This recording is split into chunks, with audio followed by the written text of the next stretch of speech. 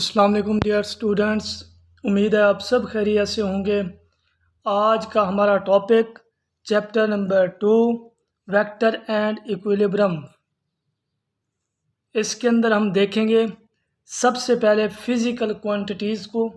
Physical quantities क्या होती हैं? The quantities which can be observe, जिनको हम मुशाहदा कर सकते हैं, एंड मेजर्ड अकोरेटली, सही तरीके से हम पैमाइश कर सकते हैं, और कॉल्ड फ़िज़िकल क्वांटिटीज़, ये वो फ़िज़िकल क्वांटिटीज़ कहलाती हैं। आज हम इसके एग्जांपल को देखेंगे। एग्जांपल के अंदर किस चीज़ की मुशाहदात कर सकते हैं? नंबर 1 जो होता है वो मास की, नंबर 2 जो होता है वो टेम्परेचर को भी माप सकते हैं, मेजर कर सकते हैं, और वेलोसिटी को भी, फोर्स को भी। ये जो होते हैं हमारे पास फिज़िकल क्वांटिटीज़ कहलाती हैं।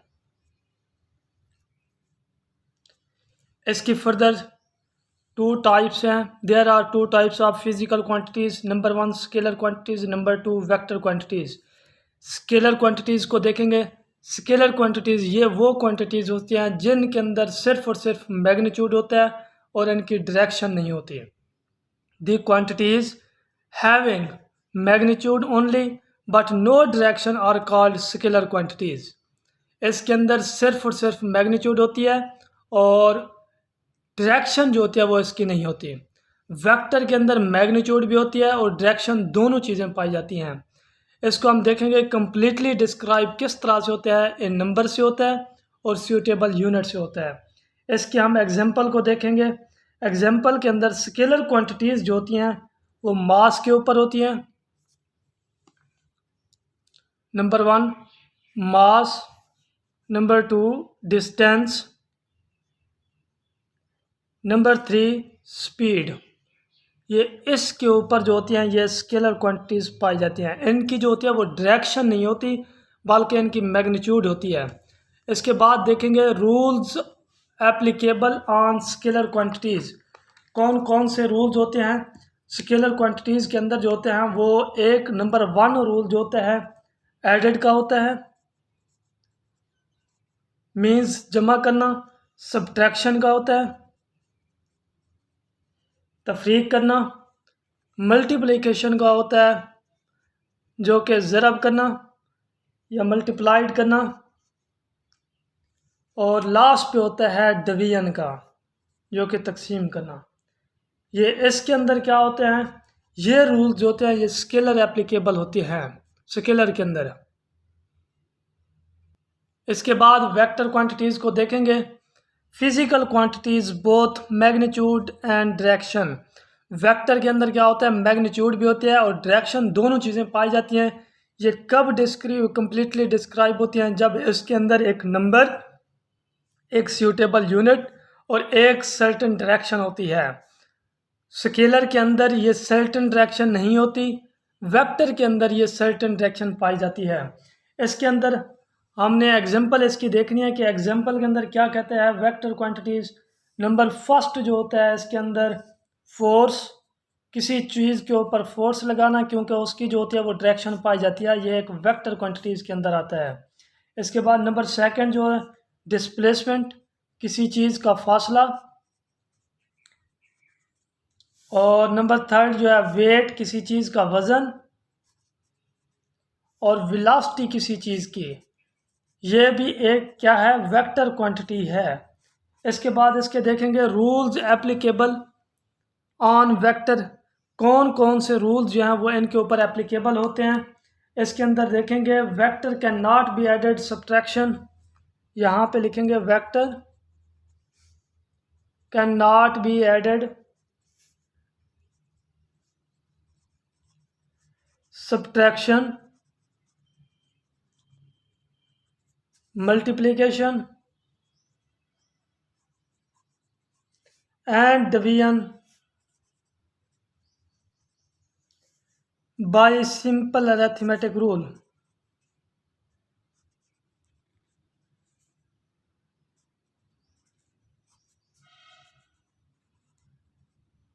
इसको हम कैसे यूज़ कर सकते हैं? Graphically and trigonometry.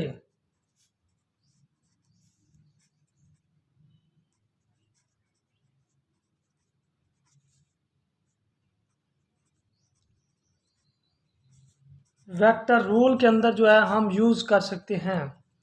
इसके बाद हम देखेंगे वेक्टर रिप्रेजेंटेशन। इसके अंदर हमारे पास दो वेक्टर रिप्रेजेंटेशन है। नंबर फर्स्ट जो है वो है सिंबॉलिक, कौन सा इसका सिंबल होता है।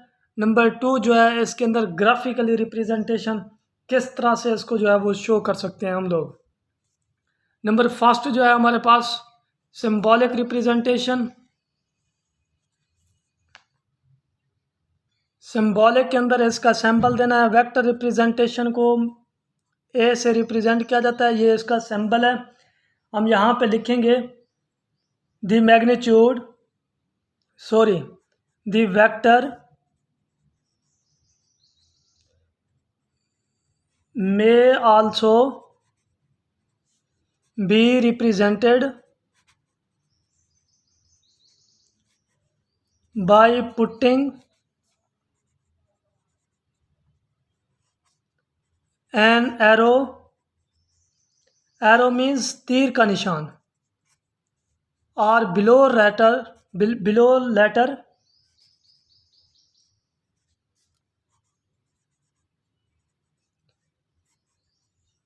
इस तरह से हम इसको रिप्रेजेंट कर सकते हैं।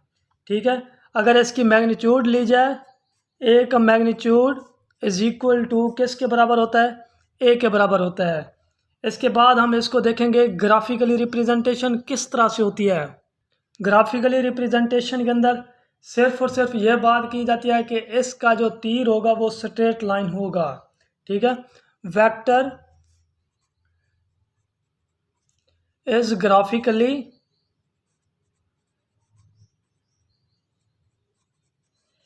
represented by straight line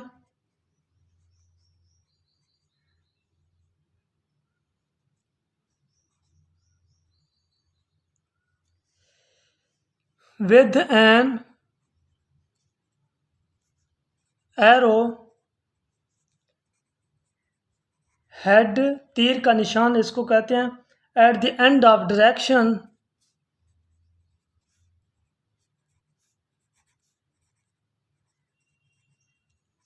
of a vector. The length of line according to the scale gives the magnitude of the vector. जो इसकी लेंथ होती है वो किसको रिप्रेजेंट करती है, मैग्नीट्यूड ऑफ ए वेक्टर को शो करती है। मैग्नीट्यूड ऑफ ए वेक्टर ये इसको शो करती है। इसके बाद हम देखेंगे रेक्टेंगल और certain coordinate system.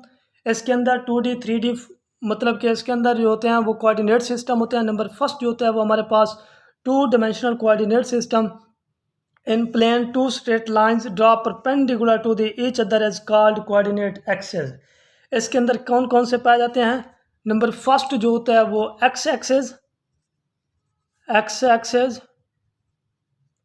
Number second जो होता है वो होता है वाई एक्सेस। ठीक है, यहाँ पे इसको ग्राफिकली रिप्रेजेंट कर देते हैं।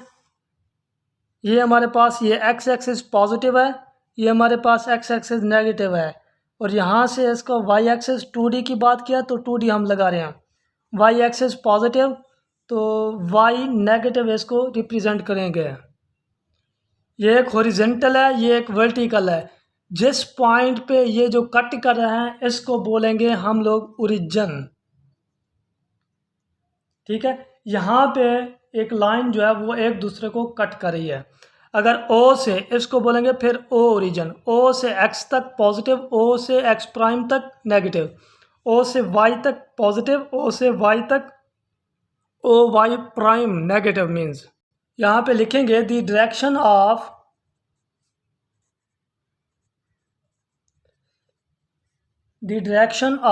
X axis O to X positive, यहाँ पे लिखेंगे पॉजिटिव। यहाँ पे लिखेंगे the direction of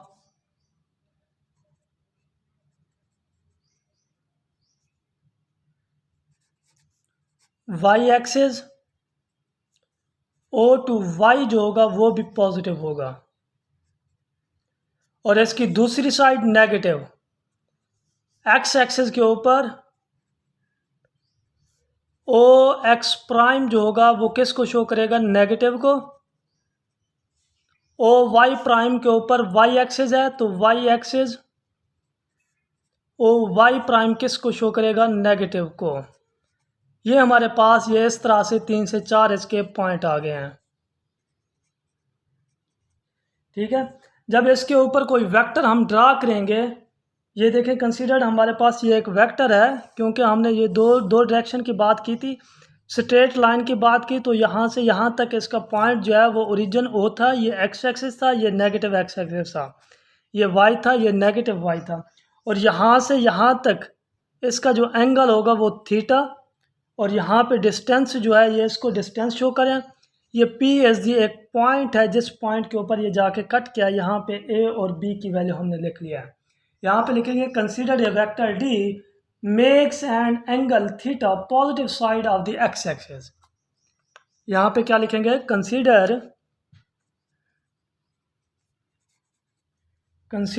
a vector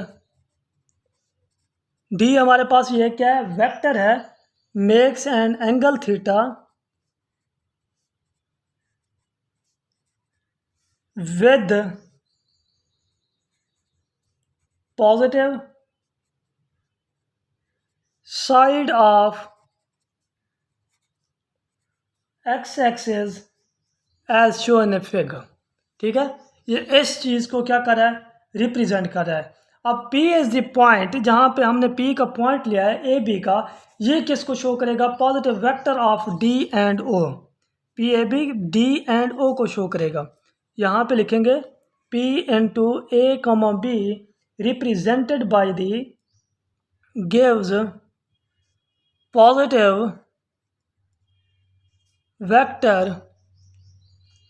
D from the origin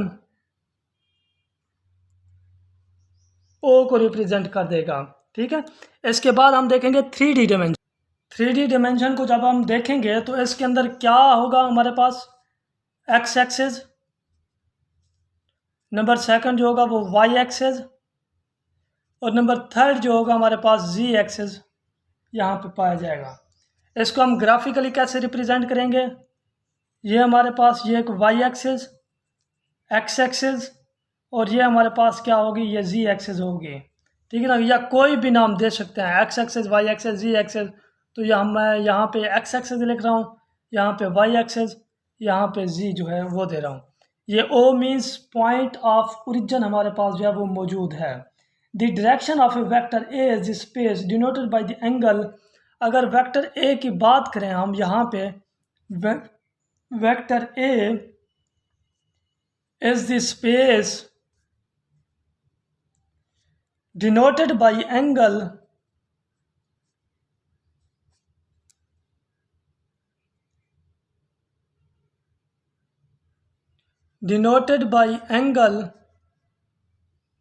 हमारे पास क्या मौजूद होगा? अल्फ़ा, बीटा, गैमा की हम बात करेंगे। यहाँ पे alpha means X axis, beta means Y axis, gamma means Z axis यहाँ पे बात करेंगे।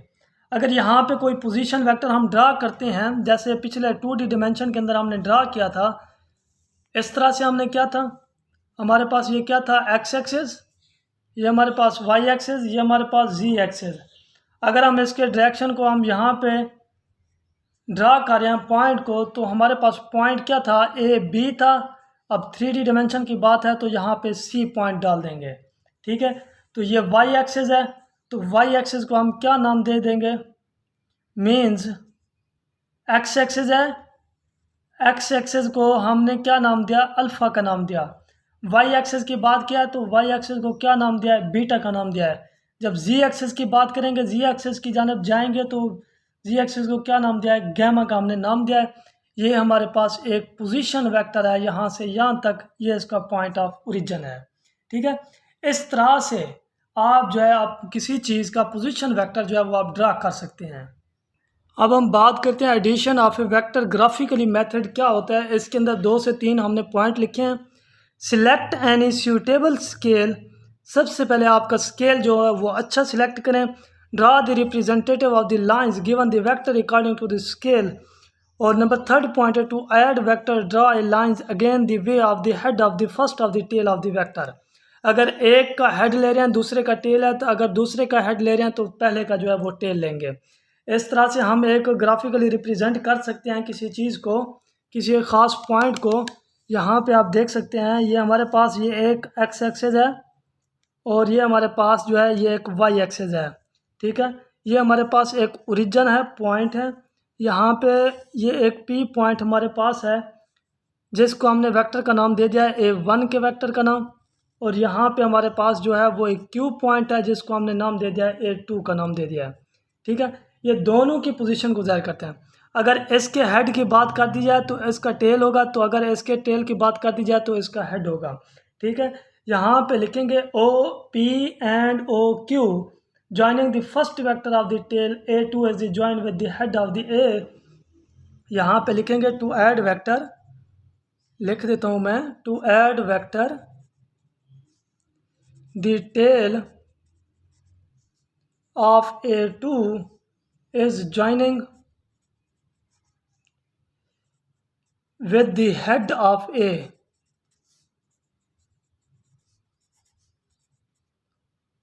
A1। हमने पहले A2 की बात की है टेल की, तो हेड की बात कर दिया A1 की। अगर A1 की टेल की बात करेंगे तो A2 की क्या होगी, हेड की बात कर लेंगे। यहाँ पे लिखेंगे number 2, now joining the tail of A1 with the head of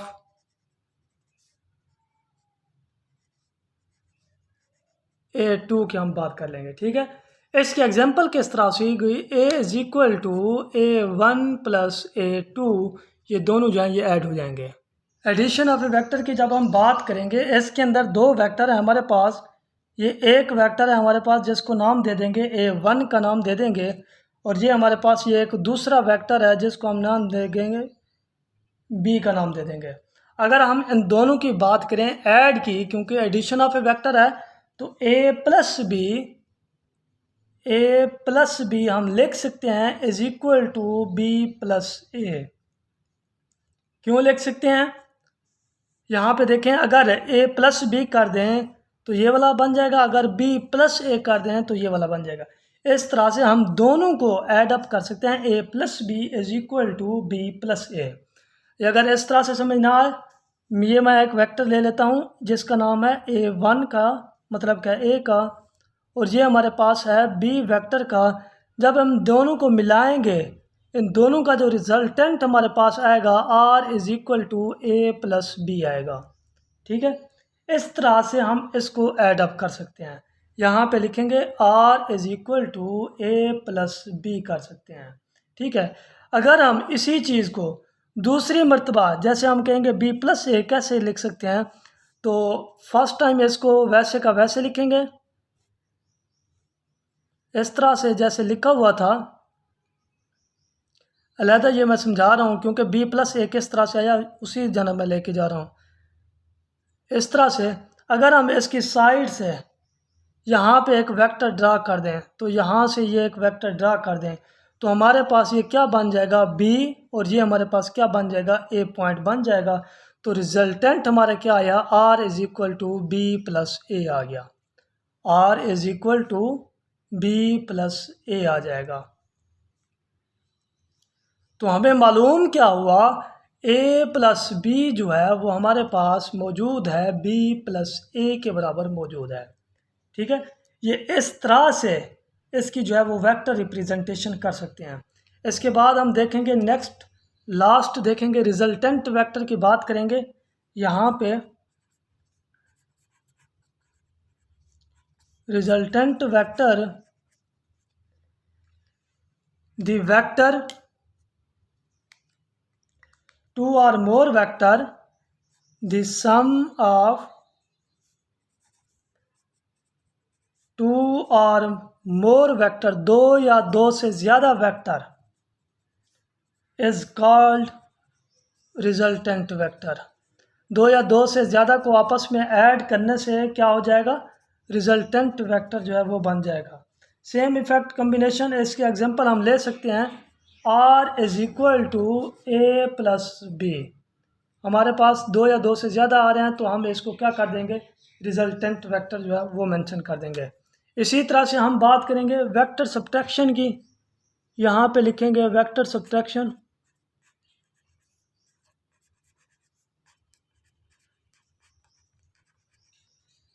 दो या दो से ज़्यादा वेक्टर जो आपस में नेगेटिव हों, add negative of one vector, add negative of one vector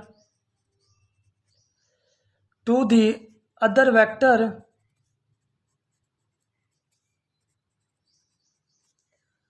by the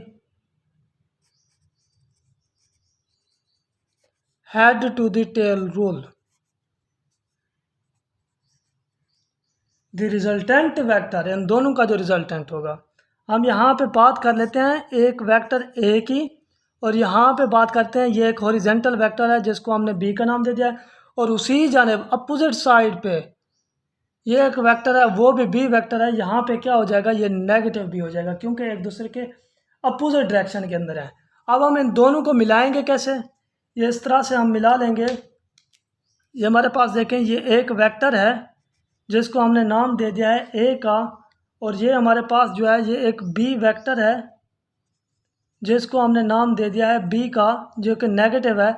इन दोनों को आपस में मिलाने से हमारे पास क्या बन जाएगा, ए माइनस बी जो है वो हमारे पास वेक्टर बन जाएगा। इस तरह से हमारे पास जो रिजल्टेंट वेक्टर होगा उसको हमने शो करना है R is equal to A positive, और बी जो है वो हमारे पास जो है वो नेगेटिव है। देन रिजल्टेंट वेक्टर किसके बराबर हुआ, R is equal to A minus B vector के बराबर हुआ।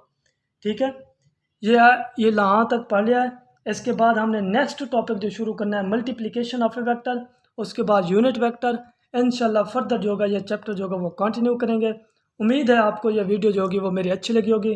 अगर आपको ये वीडियो अच्छी लगी है, हमारे चैनल ग्लोबल एकेडमी 1-2 को सब्सक्राइब कर दें और बेल आइकन के बटन को दबा दें ताकि आने वाली हमारी नई वीडियो जो है वो आपको मिलती रहे। ओके, अल्लाह हाफिज़।